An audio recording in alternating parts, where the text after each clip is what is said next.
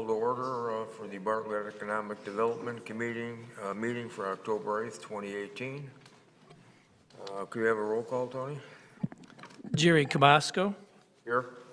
Cecilia Green. Here. Robert Perry. Tracy Smadilla. Rich Miskowitz on behalf of the Chamber of Commerce. Here. Joe Laporte. Adam Lewinsky. Here. Dan Gunstein. Here. Stephanie Ganzi. Here. Thank you. 6 commissioners. We do have a quorum tonight. Okay, next item on the agenda would be the approval of the September 10th, 2018 meeting minutes. Do we have any comments or discussion on regarding the minutes of the last meeting?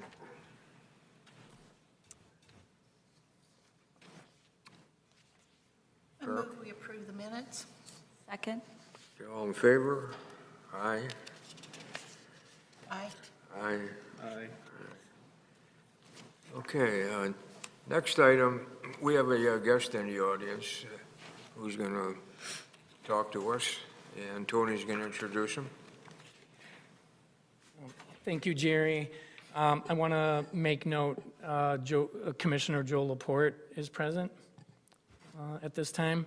And when I came in tonight for this meeting, I saw a well-known active resident who is in various committees and one of the biggest proponents of bicycling in the village for many, many years. Terry Witt, affiliated with the Spin Doctor Cycle Works downtown. I could talk at length about Terry, but I'm going to just hand it over to him. It's not often we have somebody come in to address the EDC on a non-petition type of matter. So welcome, Terry, and please speak into the microphone once you hand out your documents.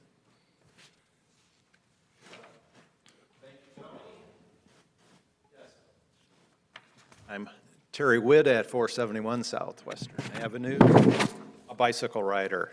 So, here because we have an opportunity to bring money into Bartlett, money from the outside into Bartlett.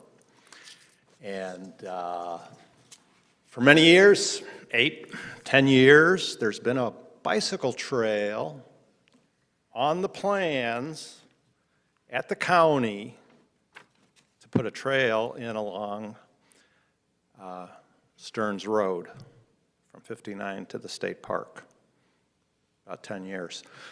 So my purpose here is to try to get your committee to say to the village board, hey, this has been on the to-do list for a long time. Let's move it up. Let's get active on it. I've been to village board. I've been to bike run committee.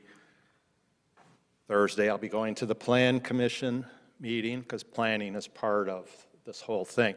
But I wanted to come to you because on page 1 of the handout, you will see 8 bicycle riders from Elk Grove who rode the North Central Trail from Bussey Woods to Bartlett.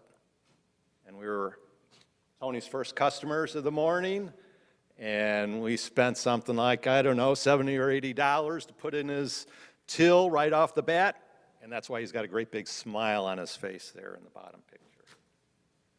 Not in the top picture, because he came outside as we were leaving and said, hey, I got to take a picture of you guys, so he took a picture of us. And then we rode back to Elk Grove. Now, Bartlett sits right in the middle of 4 major regional trails. We got the Illinois Prairie Path that runs right on the western side of the state park. There's 40,000 trail visitors every year that cross Army Trail Road on the Prairie Path in Wayne, 40,000. You just keep on going down the Stearns Road path across the river to the Fox River Trail, and you got 100,000 visitors annually traveling on that trail. Now, the North Central Trail that I mentioned from Bussey Woods is still a brand-new trail, so we haven't really gotten a trail count on that. But it goes from Bussey Woods to Bartlett. We also have, going from Bartlett down to Naperville, and actually you can go down to the I&M Canal if you want to keep on going, the West Branch Trail, which only has one tiny difficult crossing. But other than that, you can ride and ride and ride, or people from Elk Grove, Naperville, Aurora, Crystal Lake, all those people can ride to Bartlett. But we need a connection, because that connection that goes from 59 to the state park is the shoulder on Stearns Road. So you're riding your bike and you're on the shoulder and you're basically shoulder to shoulder with cars that are going 50, 60 miles an hour. I ride that about once a week, so I don't mind because I'm kind of used to it. But I'll take other people along with it, and I talk with a lot of people who ride bikes. They're really not happy about riding on that side path. So we've got a real stopper to getting people coming from all those places here because they really don't know how to get to Bartlett. And we don't go out of our way to say, come on here. We could be like a Wheaton. Wheaton has what they call Mile Zero. That's where the 3 branches of the Prairie Path go. 190,000 people a year ride that trail through Mile Zero in downtown Wheaton. Now, I'm not saying we're going to get 190,000 people, but instead of 8, what if we had 3 or 4 or 5,000 a year come to Bartlett? And I'll mention also, we got a Metra station here. Bikes on Metra. You ever ride the Lakefront Trail on a Saturday or Sunday downtown? I know they've got separated the paths now, but still, you got 100,000 people who are not real happy because it's crowded. All they got to do is put their bikes on the train and come out to Bartlett and go to any of our restaurants. I've sponsored several rides with the Active Transportation Alliance. We call them Bike the Burbs, where we would say, hey, Chicago riders, come on out to the suburbs. And they'd come out on the train. We'd ride 25, 40 miles. We always stopped at a restaurant and ate. Always. Bartlett could be a super mecca. I call them trail travelers. Well, we would be a trail oasis. Come to Bartlett. Refresh yourself and keep going. So anyway, that's my point. All these other pages, just to mention, the back side of the front page is a blog post that the Active Transportation Alliance just put out for their membership and anybody else.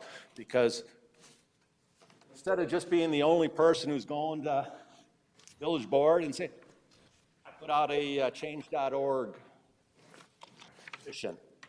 You can go Google change.org and search build the Brewster Creek Trail. That's what I'm calling it. I figure, hey, let's put Brewster Creek on the map. I looked just before we came. So far, we got 350 signatures.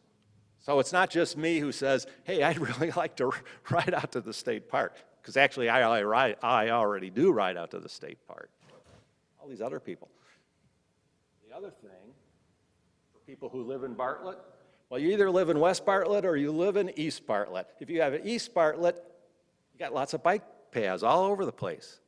If you live in West Bartlett, you're going to ride your bike to St. Charles or Elgin because they aren't going to go down West Bartlett Road or Stearns Road to ride. So this path is really as much for our community as it is for bringing in money. But bringing in money is why I come in to your committee to hope that you can say, hey, village board, come on, let's get after the county because it's county right of way. And the second and third page has to do with why we can afford it. I estimate $3.1 million for the trail, because you got the rail crossing. I presented to the Chicago Metropolitan Agency for Planning during their open houses for their On to 2050 campaign. And right off the bat, they say they will fund trails that implement the regional greenways, trails plan, adopt and implement complete streets, which we have here in Bartlett, encourage local agencies to develop on-street bikeways. All of these reasons is why you can get a congestion mitigation and air quality grant that will pay 80% of a project, 80%, as long as somebody comes along and commits for 20%. So we got a county right-of-way, we got a town, it's in town, it's going to a state park, it's across the street from the Forest Preserve. We got 4 agencies counting us to split 20%, and it's amazing once you start splitting it up how other people jump on and say, hey, yeah, we'll contribute. So it's not really $3.1 million for us. Besides, we got land moving equipment that's running up and down Brewster Creek Business Park every day. I mean, they're plowing dirt. I have no idea what they're doing, but they're moving dirt like crazy. So accidentally drive down Stearns Road and fill in the path, and it won't be $3.1 million. So anyway, you've given me way more than enough time, and I appreciate it. Any questions? I do have a couple questions and some statements. So first off, thank you for coming and explaining this to us. Your passion for our trail system and bike riding is next to none in this town. And it was about a year ago, about this month, you stood before the village board and asked for the same request. And I'm just trying to figure out why a year later this still hasn't been pushed forward. Well, all these things really take time. I was involved with getting the bridge over County Farm and other projects. I didn't move to Bartlett until 2003. The planning for that bridge started in Roselle in 1984. These things just take a lot of time, and you need somebody to get out there and push, and there's nobody on the village board or the bike run committee that's pushing. So I'm trying to say, well, Economic Development Commission, come on, we can bring some money into town.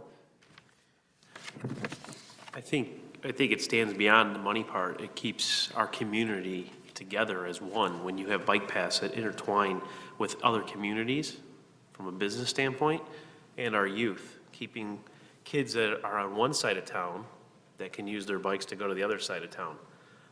I've lived here since '79, so I've seen our bike path system grow. I've also seen the worst of it, where it's been stagnant for the last few years. It's kind of a passionate thing that I talk about. My neighbor has brain tumor at 34 years old, so he's relying on the bike system here in Bartlett on a daily basis to get his groceries, take his kids to school, all his day-to-day activities. He was at a board meeting recently when they were to extend the bike path from Streamwood down 59, and he was disappointed at the outcome of that. So yes, I would happily go with you to the next board meeting at the village and help support and push this through for you. Great. Just a quick question. So it's 3.1 million for the Stearns Road part? Yeah, it would be an off-road side path, an asphalt path. Okay. And the way I came up for it is the Elgin O'Hare Planning Commission identified certain routes that they wanted to recommend, and one of them was along Lake Street, and it was like $1.6 million per mile or something like that. So I said, well, this is 1.99 miles, so I multiplied it, and then I added another $30,000 to get over the railroad tracks, because dealing with the railroad is tough. But it costs money to get across because we need to keep rail crossings safe. So anyway, that's how I came up with the 3.1 million.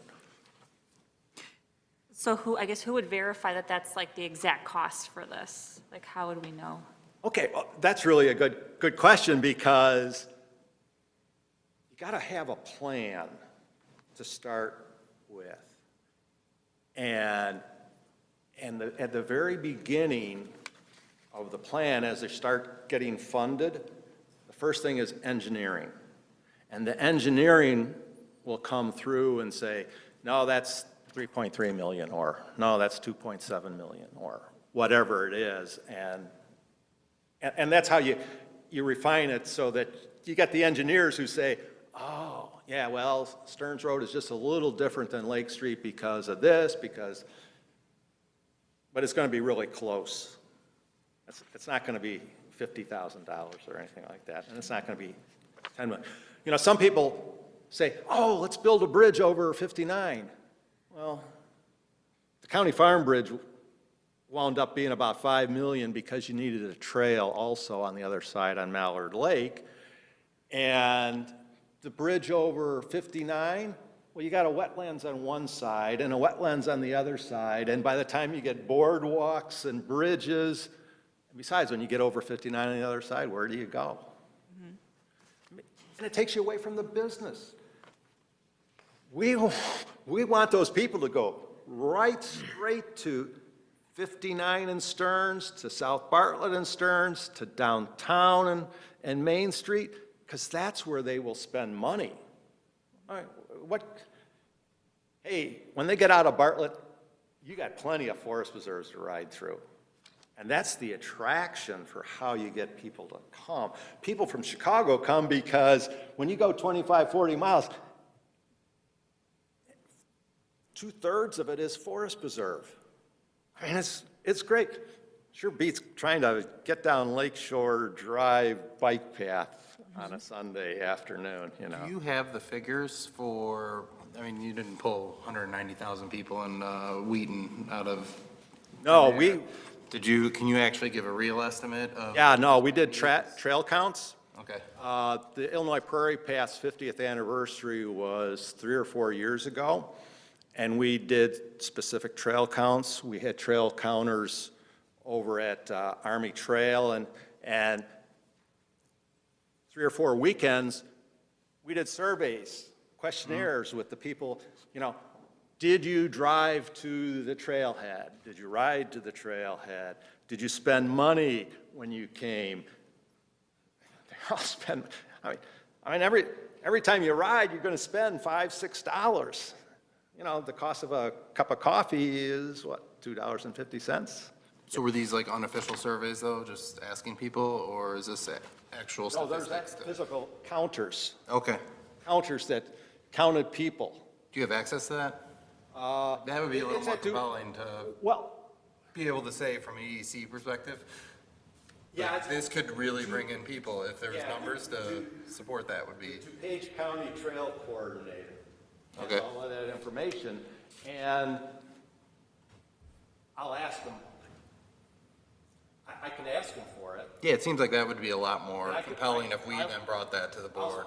Okay, and I'll ask them to send it over to Tony, so that, Tony, you can distribute it to, I'd be glad to, absolutely. okay, yeah, because Yeah, and I you're right, because, completely agree. I want it for other reasons, but, you know, you're here for, well, yeah, So I think putting together I'm numbers would be hyping nice. it, yeah. yeah. So if we can help you These do are, that. these that are would be real good. numbers, and I'm more than happy to get them for you. I agree with that too, and even like maybe like a case study of a place where there might have been a gap in the bike path and they finished it and they can show that more people were flowing in. Oh, look at the County Farm Bridge. I mean, I used to ride through the forest preserve there, sure, all the time, and all I'd see would be birds and butterflies.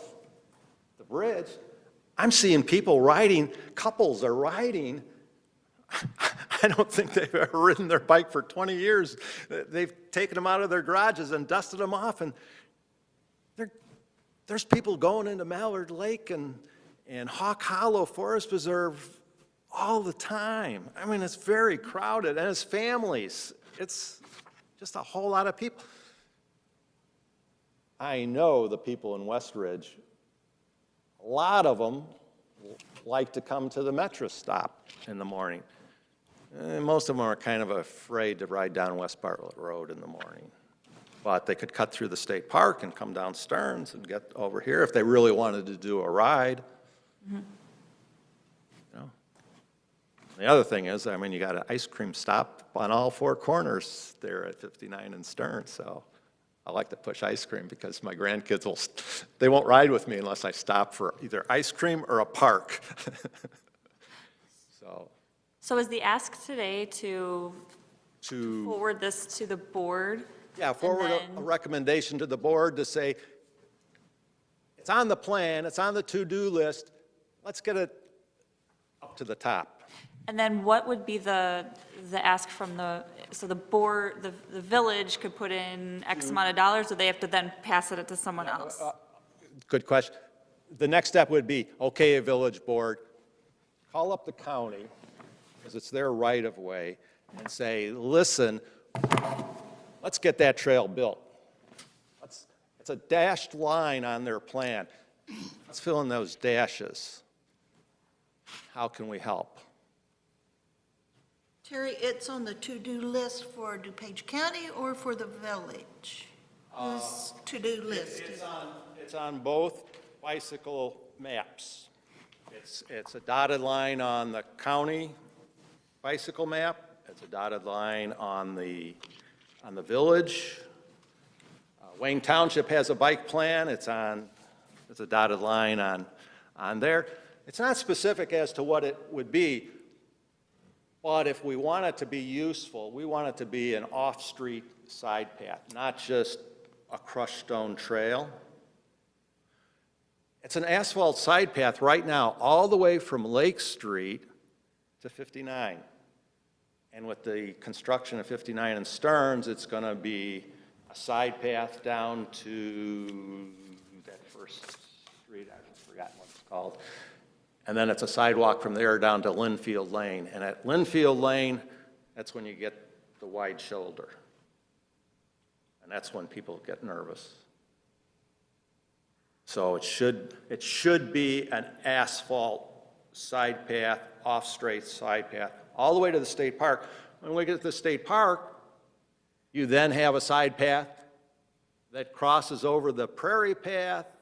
It's on the bridge that goes over the Fox River to the Fox River Trail. And from there, you can take Silver Glen out to DeKalb. You can take it to Aurora, Oswego, Richmond, Illinois. I mean, all those people could come to Bartlett, actually, instead of us going there. Sounds good. Yeah, it really is. Really, And yeah, we should put together a more complete package to show the economic development. one of the things I've always been asking for is wayfinding signage. In other words, out at the state park, you put a little sign and says, hey, did you know that just 2 miles down the road, you can go to Sonic, you can go to Hogfather, you can, Bartlett's here, and we've got all the facilities that you need, and it's not really out of the way. They cut here, and then they cut down the West Branch, or they go to North Central. They're out for a ride. We're right in the middle of it. If we could only direct them here. Down at the firehouse, number 2, that's where the North Central and the West Branch intersect. Hey. Excuse me, I think for an expenditure of this magnitude and something this long-term planning, like Commissioner Lewinsky said, we would need more information. I think all of us here would support the expansion of biking throughout the community. Terry did mention there is a bike and run committee that specifically addresses this type of issue. I heard Commissioner Gunstein say he would gladly join in Mr. Witt's efforts to promote this. Typically with the EDC, if there's going to be a recommendation, we do some research and provide some numbers, try to gauge if there be a documented economic benefit, I would like to say, to it. How much it could be expanded. But, I just want to interject that because, we're hearing a lot of support for the expansion of the bike paths, and I know staff supports it as well. But it's something where the village does a capital budget on probably a 5-year rolling basis that I've been involved with over the years. As he said, when you see a lot of dirt being moved in Brewster Creek Business Park, it's through a TIF that was created for that park that helps reimburse the developers for over $36 million worth of infrastructure that's gone into that park. I'm constantly reporting on the TIF, 3 TIFs in the town, including writing reports on them earlier today. So that type of grading that you see and that kind of earth improvement that you see is tied into the business park specifically to prep it for development. Like I had reported to the EDC either last month or or the month before, kind of on the status of the things going on in Brewster Creek Business Park. So I wanted to say before the EDC gets fully behind recommending massive expansions of the bike paths, is something we have to look at, like he said, over a 5+ year period, most likely. Yeah, it takes a lot of investigation, and you asked really the right questions to move it along. But the village board has got the police department, they got Lake Michigan Water, they got all these things up here in their head, and it's like, oh yeah, the trail. Well, I'm just saying, let's put that trail up there a little bit higher so that it's not back of mind, or it'll be another 10 years before we do it. And the Bike Run Committee is buried in trying to repair the existing bike path system. Every meeting they talk about, okay, we got $20,000 to fix how many feet of path, because it's old. So they're focused on that. So getting a new trail is kind of like, oh, wait a second. So we got to shake them up a little bit and say, and I need your help. And Tony's right. We got to get it into that capital budget. And the way to get it in the capital budget is to talk about it and say, county, come on, get it in your capital budget. I've talked to the county. I've talked to the county commissioners. Yeah, yeah, when we get more money, yeah, we'll do all the trails. Well, no, we want this trail. We don't care about that trail. This one really brings in money to Bartlett, and it connects the community. Thank you, Terry. Thank you. Appreciate your passion. I think at this point, we'd like to get definitely more data provided to us at the EDC level so that we, as a whole, can present a case to the village board to support you.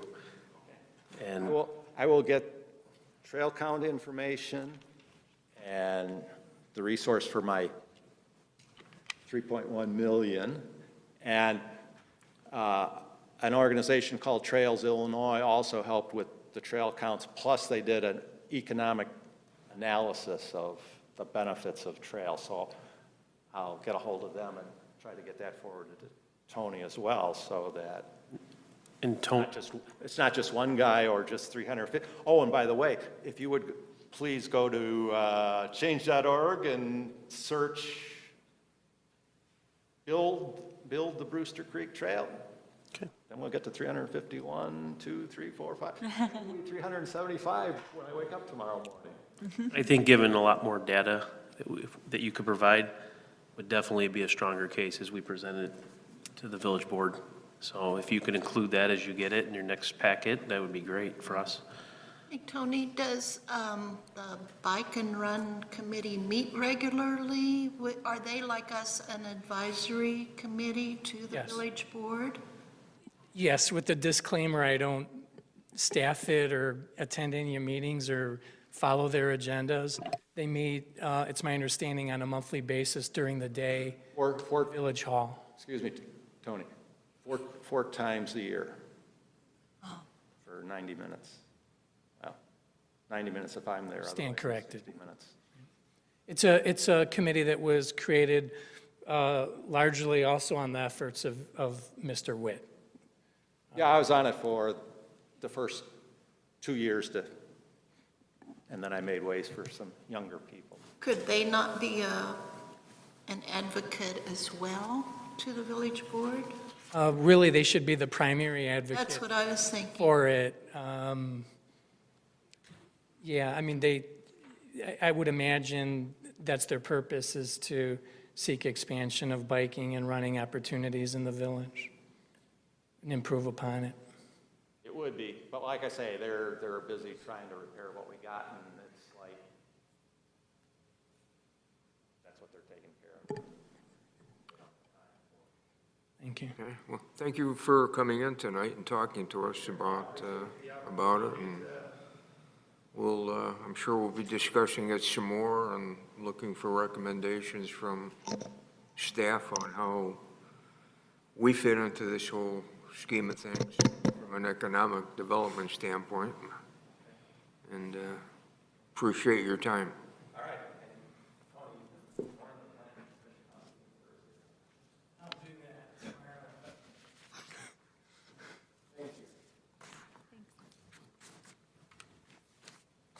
Okay, we'll move on to the next agenda item, which would be the TOD Zoning Overlay status. Tony, you're going to give us an update on that?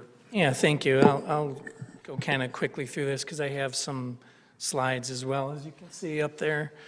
I had mentioned this project 2 months ago. A steering committee was put together to address a zoning overlay district for the downtown area. I'm going to liken it a little bit to what we were just talking about with the bike paths, because this has taken over 5 years, really, to get to this point. For those of you who were on the EDC, I see 2 of you who were here 5 years ago when Kevin Wallace, when he was elected as mayor, tasked the EDC with strategizing about the downtown area specifically. And we spent a better part of 2013 doing just that. It resulted in a very large report, 500-plus pages of recommendations regarding the downtown. One of those recommendations was to do a transit-oriented development plan. Really, the recommendation was to seek an RTA grant to assist in the planning of the downtown area. So our staff sought out that grant. That was 1 year. The next year, we were approved for the grant. The following year, most of 2016, I worked on the steering committee for the downtown TOD plan. I'm telling you this background because it took a long time to get to this point. This is one of the aspects of following up on the downtown TOD plan. That was approved 2 years ago this month by the village board. There are a lot of work, 3 public meetings, countless hours spent with consultants and doing surveys of business owners and an online survey of residents. And well, I could talk at length about the TOD plan, as you all know. But one of the aspects of it was we applied for a follow-up grant with the title of an implementation grant. So we wanted to see what some tangible steps were, besides having this very good plan, that we could do in implementing it. And one of them was to address our severely outdated zoning ordinance. Now, we don't talk about zoning here a lot at the EDC either, because there's a zoning board of appeals and there's a plan commission that addresses special uses and variances. But a very large, prominent part of what I do day to day in economic development in the field in particular relates to zoning, of how something can be built, what are the likelihood or the unlikelihood of it getting approved by the village, what type of licenses they might need. So I applied for a grant to address the zoning of the downtown area that's going on 40-plus years now. It's very prescriptive, and I won't list all the uses that are in it because it would just kind of be humorous. So the upshot of it is, since the TOD plan was adopted, I have a small picture here of the first new commercial building that was built in our downtown, just a couple doors south of here by Dr. Ackerman.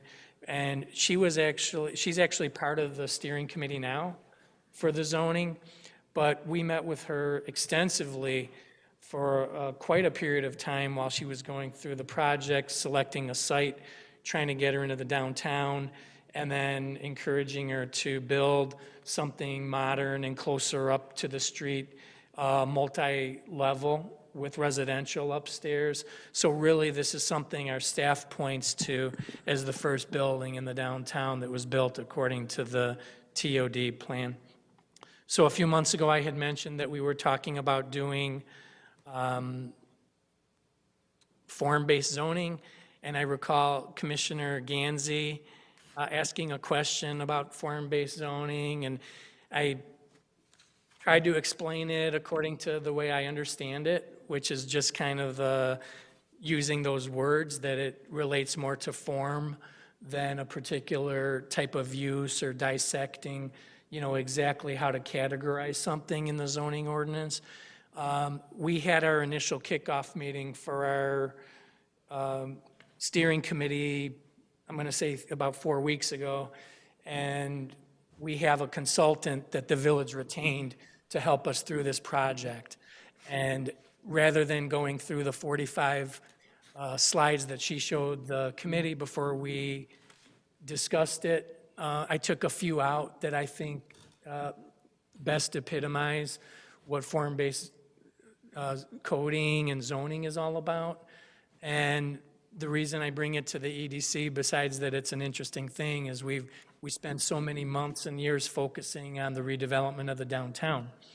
While the business park continues to thrive, while we've been filling space after space and people building on outlots on every piece of land on Route 59, yet we still have a lot of challenges before us in our downtown in particular.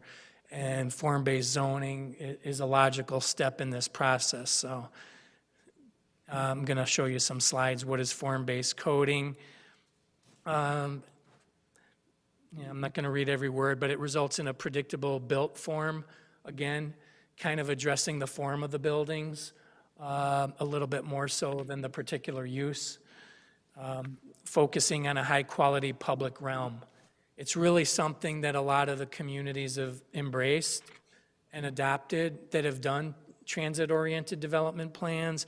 We could sit here and I hear Wheaton mentioned, and I frequent Elmhurst all the time, and all these other communities that are kind of later in the stages of building up walkable transit-oriented development, mixed-use downtowns. A lot of them have used this type of code to reach those objectives. So you can see they're regulations and not just guidelines. It's our eventual hope. I should mention Commissioner Laporte is on the steering committee for this as well. There's a longtime downtown property owner. We asked him to be on this committee. Conventional zoning, as I said, focuses more on the use. Form is kind of a byproduct of use. Management's always in the middle, and what does that mean? Working with staff, working with codes, working with county, plan commission, zoning board, village board, if it gets approved or not. There's a lot of process involved, as you know, with these projects. And then you can see form-based code kind of flips that, where form is the guiding principle. You still have the management aspect, and use is of a lesser detail. Not to say it isn't a detail, just to say it's not the primary detail. Here's a nice visual that they showed us of kind of a before and after zoning. showing this, I realized I probably should have showed the Bartlett zoning, but the Bartlett zoning looks more like on the left, where you've got some residential zoning, you've got some industrial zoning by Flexonics. There's some B3 zoning when you get down to Gorski's. There's B1 zoning north of the railroad tracks. This is considered municipal zoning where we're sitting. And we'd like, part of form-based codes is to kind of clean that up and to create a district that would be somewhat of a mixed-use type district based on form-based codes. Sorry, this is kind of light, but again, conventional zoning, you can see as the higher the building gets, they use the term building envelope, floor area ratio of 1, meaning that you can either build on 2 floors, you build on half the lot and half of its parking in front. If you go to 4 floors, you can use 1/4 of the lot, and then 3/4 of the lot becomes a parking area, really, or landscaping or setbacks.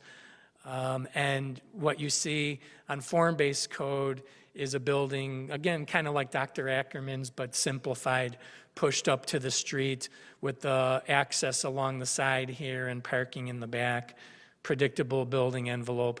In these boxes, it looks very boring, but when you look, again, here's kind of the same thing.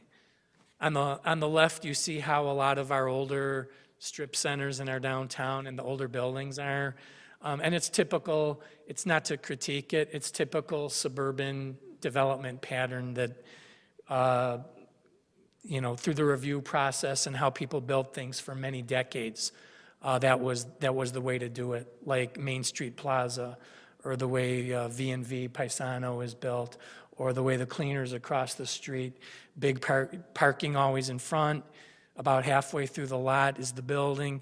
This kind of flips that a little bit, giving it a more urban feel. Then I get into the pictures that are worth 1,000 words, and you see the examples of how something might be built under a form-based code. These are more residential, but you can see here some slides depicting how commercial could be situated to the street. And this is something that our consultant kind of walked the steering committee through to ask about what kind of preferences we would have. By the way, the zoning's not going to be changed based on the preferences of a dozen people on a committee. There'll be a public meeting to address this, and a number of steering committee meetings and interviews, and we're going to kind of flush this out through a public process. What would be the time frame to make the change? Well, they presented it, by my recollection, at 3 to 4 months, I think, but it's my opinion that it'll take longer than that. This is kind of the cool part of looking at the form-based codes is, again, showing what different storefront types could look like. And I don't know, on the bottom left, you see one that has some kind of older looking boxy 2-story buildings, and it's kind of reminiscent of some of the buildings north of the railroad tracks, like where the coin shop is, and some of the other buildings down that way, like Franco's. You can see that part of form-based codes is to address different storefront types, and eventually, whatever document emerges from this won't necessarily say you have to build it to look like this, but it will give them as an example of what some developer might be able to do, or business owner. By my experience, they would typically prefer some type of building like this that has multiple levels. We've talked about it many, many nights here that our downtown is in Cook County. So these mixed-use buildings that can have some apartments or residential units upstairs can be a major property tax savings in the Cook County portion. Just a quick refresher, if you get mixed-use classification in Cook County, that will reduce your assessment level to 10% rather than 25%. So it will assess your property as if it's a residential property, even if there's a business on the first floor. So it's more than a 50% tax savings for commercial property if there's a residential component. And there's about 5 or 6 buildings in our downtown that come to mind that have that classification. This is my last slide. I know it's hard to see, but I can describe it. It's my favorite one. It kind of gets into some very broad categories. If you were to look at our zoning ordinance now, and this isn't just for the downtown, for every district, it lists out uses. It says shoe stores, restaurants, chiropractors, banks. It just lists out what business uses exist at a point in time where the zoning ordinance was crafted. And of course, we could do that in 2018 or 2019 and write about eBay stores or e-commerce or drones or 3D printing or whatever it is that exists in today's economy. But this takes it a step further, where it says things like retail use or service use. I can't tell you how many meetings I've had in staff about zoning of how to interpret what some type of business is. And where half the time we're able to fit it into some category to say it's a service business. And then another half of the time we look at it and say there's no way it fits into any zoning category, it has to be a special use. And that's why if you follow a lot of the meetings, you'll see special uses for all types. Some businesses will remain special uses forever. If you're going to sell alcohol, if you're going to do some kind of gambling, if you're going to do some kind of business with animals, if you're going to have a drive-through, things like that. But there's others that could probably be incorporated into just saying it's a retail type use or a service type use. So it can address, if it gets adopted in early 2019, hopefully it can still be a relevant document in 2030 or 2040 for that matter. So again, there are many more, there's a lot more information on it. Just when I started Google searching form-based codes, I mean, it's endless. And I read quite a bit about it. It's an interesting concept. You know, it has a lot of relevance in economic development. So we can encourage mixed-use buildings in our downtown. People can maximize the space of the lots. For instance, you've all seen that the former Tri-County Insurance Building was demolished, the one that the Bucaro family owns, who owns V&V, demolished, and it's a small lot. But by this type of zoning, you would be able to maximize its utility. Still would have to have some parking spaces. Can't say that they could build it without parking. But in other parts of the downtown, you might be able to utilize shared parking on the street. When you talk about something along Railroad Avenue, you know, the village owns the lot of the former Lucky Jack's site, and we're meeting with various potential users of that site, and this would fit perfectly into this. We want them to build on as much of the lot as they possibly can, as close to the lot line as they possibly can, multiple floors if they can, and maximize that space and not have a big parking field in front of it. It would be hard to do at that site anyway, but to be able to maximize the lot line and park along some of the streets, use some of the public parking that abounds in our downtown. But I guess, What are some arguments you've seen against this type of coding? sorry? What are some arguments you've seen like against this type of coding? Like it does seem very like modern or like nice. Like what would be a negative? Some of the arguments against it are just that, a parking issue. A lot of the petitioners you see come, it's not unique to Bartlett, by the way, but if you come to the board meetings and plan commission, you hear long discussions and debates about parking most of the time. And so that's one of the setbacks against it. There are downtowns, I'm sure all of you frequent, where you might have to park 2, 3, 4 blocks from the destination or find a public parking space. I mean, for instance, there's over 600 parking spaces owned by Metra that are free parking in the evening. We've been trying to promote that a lot on the village side. So if somebody's driving around downtown at night and they, for some reason, think there's not ample parking for where they want to go, we're trying to keep reminding people, you can park in any of those spaces for free after 6 p.m. So I would say the general pushbacks on it really are related to parking for the most part. I don't really know of any others. That's really the main one. And maybe to some extent, the height. You know, this is nice because it shows, the consultant put these slides together. They showed a lot of 2- and 3-story buildings because that's fairly consistent with the height limitations that the village has been comfortable with to this point in time. You don't see, you might go to some other communities and see 6-story buildings, 8-story buildings in their downtown. Arlington Heights comes to mind. And you know, that takes a different way of thinking. And it really does, projects like that could create a parking issue for sure.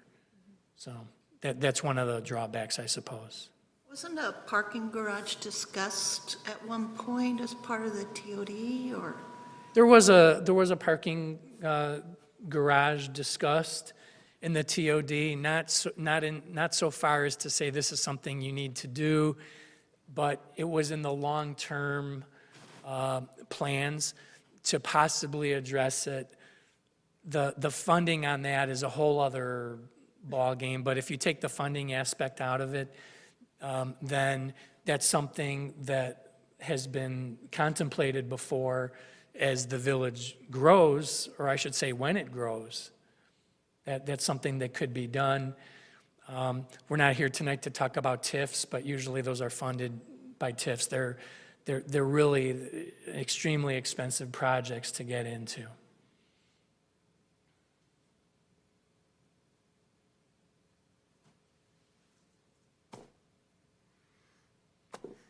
Looks like that wraps up the discussion. Okay. Or I should better say your summary. We can move on to the next item then, be new business. Sure, there's just 2 things I made note of that I wanted to mention under new business. One is I had emailed to you folks, there is an economic development boot camp this Thursday through Choose DuPage. I know it's kind of late now. I think I sent that late last week. I believe Commissioner Gansey is going to attend that. I want to speak highly of Choose DuPage. I've been in the economic development field for 18 years and started with Cook County Economic Development. And as you know, Bartlett is within 3 counties, Cook, DuPage, and Kane. And I just want to say that Choose DuPage has been a very active partner for Bartlett Economic Development, and even really more so over the past, I want to say 2 to 3 years, as it's been widely known that we have a strong food cluster. I can honestly say that we get any site searches that come into DuPage County, if they're in the food cluster, we do get a crack at them, just like some of the bigger communities in DuPage County do. And that wasn't the case 10 or 15 years ago. They were kind of directed towards certain communities for the most part. So I want to give kudos to Choose DuPage and also for doing this event Thursday. So really, if any of you didn't look at that, or it's something that you didn't want to do, but maybe now you have some interest in, you could still, I'm sure you could still RSVP for that tonight or tomorrow if you'd like to. That's this Thursday. And then another thing I just wanted to mention, next week, I talk about the acronym, or I talk about ICSC a lot. This stands for International Council of Shopping Centers, and their biggest Chicago show of the year is next week. So Scott, I should mention, Scott couldn't be here tonight, but Scott and I will be attending that show next week at Navy Pier, Wednesday and Thursday. And I've become a very active member, one of the key active members of a consortium of 10 communities called Access O'Hare West. 7 of the communities will be sharing a booth next week. As you all recall, we shared a booth in Las Vegas. I think only 4 or 5 of the towns went to that. but 7 of the towns will be sharing a booth next week. It doesn't mean that I'm going to be there promoting Elmhurst or Wooddale. It just means that we're going to be sharing space, taking turns manning the booth. All the information that we hand out will include information on all 10 communities. Whenever I meet with somebody, I give them my card and I say, well, we're part of a consortium, but in particular, I'm with Bartlett. Interestingly enough, what tends to happen is developers and businesses that come by and want to talk to Bartlett end up making connections with economic developers from other communities, and likewise, developers and businesses that might be coming in to speak with one of our other partner communities, one of which is Schaumburg, we end up sometimes making contacts with as well. Schaumburg won't be sharing our booth. They have their own booth at this show. So just wanted to mention ICSC, the big, they call it the Chicago Deal-Making Show. For those of you who attend trade shows, I can tell you that the Wednesday has happened. There's going to be over 10,000 people there, and people lining up, and it's going to be very busy. And Thursday, you could probably roll a bowling ball down the middle of the aisle and probably wouldn't hit anything. So it's a 2-day show. Sometimes you can make contact with some of those businesses that are hard to make contact with on Wednesday. I always use the Thursday to try to get some FaceTime with some of those guys. And it's worked over the years. You know, these are when you get to talk with the Starbucks and the Jersey Mikes and some of the hotels also attend this. So. Do you guys like share the names then? So like if you're at the booth or if you're not at the booth, will they have like a list of everyone that like stop by and like do some follow-up with them? Yes. Okay. So. Yeah. We have, I meet with Access O'Hare West members once or sometimes twice a month. It was more than that leading up to the show in Vegas. And every month it gets better and better defined. I'm the secretary of the group. Nice. And there's somebody there who gathers all the contacts. There's a bowl. Some of the shows you can scan your badge. Mm-hmm. We just get a list of whoever scanned their badge. So, yeah, we find out who stopped by the booth. Awesome. Tony, can you mention Small Business Saturday, what the village is doing for that? That's coming up next month. Yes, thanks for reminding me of that. Well, the very first thing we're doing is we order a lot of giveaways, which I'm never sure if we're going to get, but then they typically do show up. And these are things that we hand out to some of the small retailers in town to help promote it. In past years, we've run a cable TV commercial. We didn't run a commercial for Heritage Days this year like we've done in some past years, but we're gearing up for kind of to blast, do a pretty heavy commercial blast for next month. That was one of the things I planned on showing you next month was the commercial we'd be running. I should mention here this young man, Joey. If you've had the opportunity to see some of our business spotlight videos that we've done on the Discover Bartlett page, Joey is both the cameraman and the editor for that. I'd like to call myself a director for that, but except Joey knows exactly how to direct them now. So we're going to be going to many of the small businesses, and what you'll see is some of those shorter snippets. And we're going to ask the retailers to say some language about come visit us on Small Business Saturday. We've done print ads before. We encourage some of the businesses to do whatever it might be, pop-up shops or working together. A lot of the small retail businesses are actually, 3 of them are in one building. The Coin Shop, the Book Lady, and Little Shop on Oak. They really get big into Small Business Saturday. By the same token, 2 of the businesses that participated the last 2 years closed. One being the skateboard shop, and the other being a business that had 2 or 3 names, Boutique Necessities and Brolin Scoops, both of them in Bartlett Plaza. So we are going to promote that. We're going to do a declaration. We're going to ask the mayor, we're going to have him read out a declaration, and just to remind people of Small Business Saturday. It worked really well for us at Arts and Bartlett last year, so we're looking forward to it. Well, we look forward to you speaking on camera this year for our commercial. Oh, boy. To say, come visit Bartlett on Small Business Saturday. And in case people don't know, that's the Saturday after Thanksgiving. Yeah, thank you. Again, it's the Saturday after Thanksgiving. The program was actually started by and sponsored by American Express. And it was obviously, all of us to some extent do our shopping on Black Friday online, either at the big box retail stores or as I've been doing online.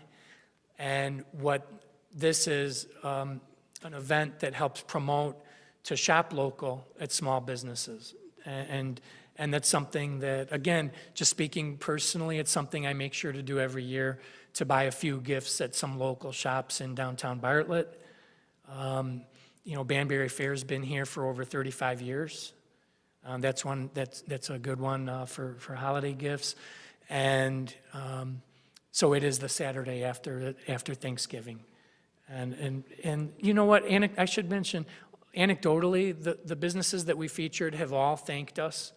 We don't ask them to submit measurements or anything like that, but every single one of them has thanked us every single year and said that people come in saying they saw the commercials or they saw them on the Facebook page. And I know that's been your experience too, is what you told me. Last year, you gave away all the bags, and I'm sure you had more shoppers than usual.